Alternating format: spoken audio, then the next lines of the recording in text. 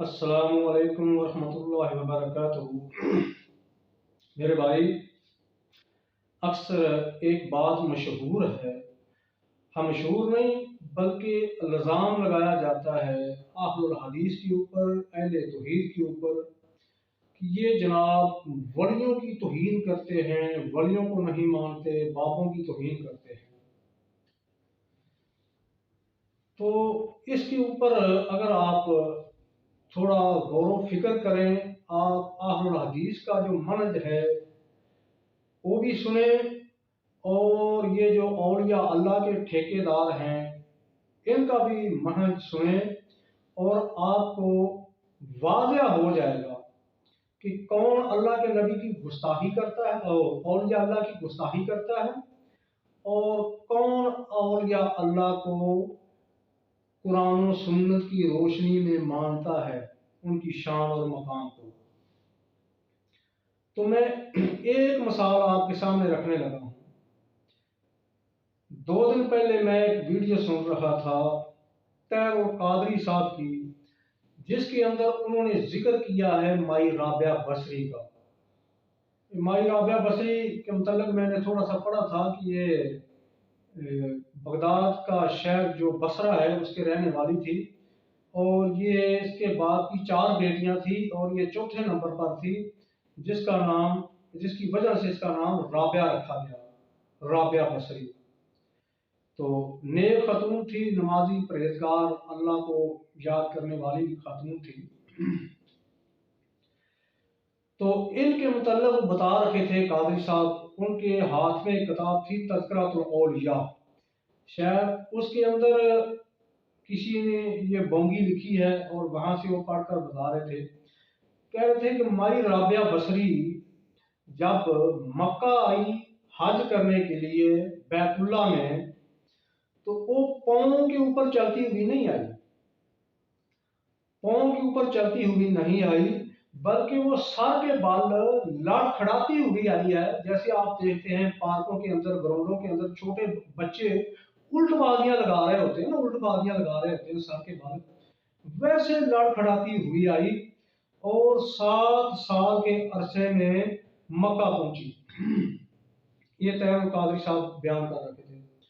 अब मुझे बताओ कि ये एक औरत की तौहीन नहीं, एक वलिया की तौहीन नहीं कि वो सर के बाल लड़खड़ाती हुई, उल्टबाजियां लगाती हुई, कभी सर ऊपर कभी टांगे ऊपर, और वो मक्का पहुंच रही है।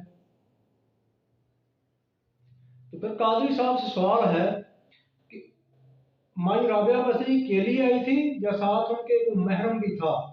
क्योंकि हो गया औरत जो है बगैर महरम के तो सफर कर नहीं सकती, हाज नहीं कर सकती।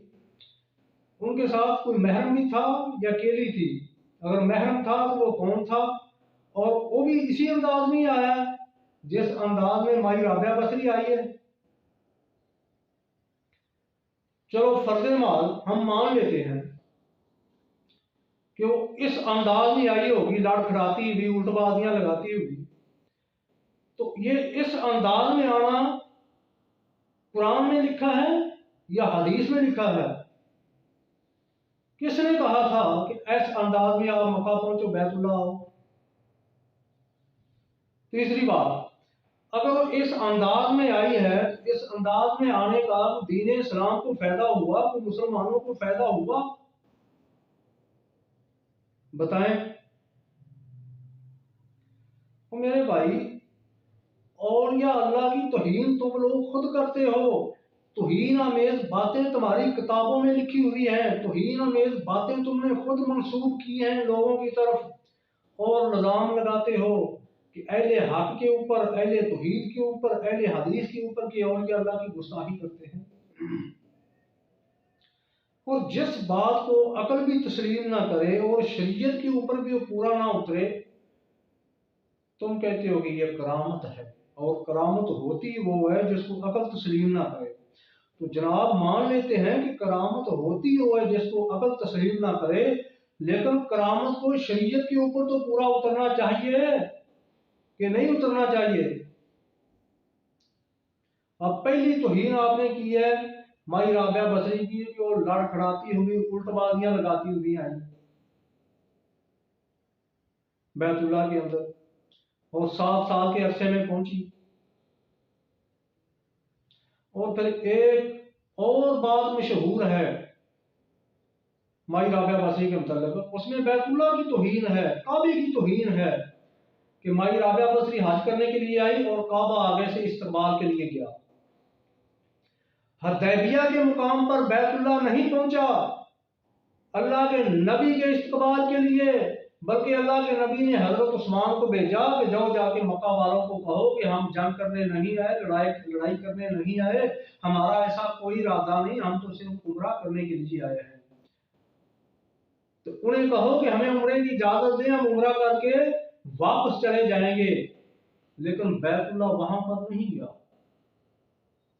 माई राबिया बसरी के इस्तकबाल के लिए बैतुल्ला गया है, माई राबिया बसरी को लेने के लिए। यार क्यों गुस्ताखियां करते हो? कभी कभी तो ऐसे लगता है कि जैसे ये मर्द ही गुस्ताखियों के लिए बना है। इन्ना लिल्लाहि व इन्ना इलैहि राजिऊन। अल्लाह ताला इस कौम को हदायत नसीब फरमाए। अस्सलामु अलैकुम।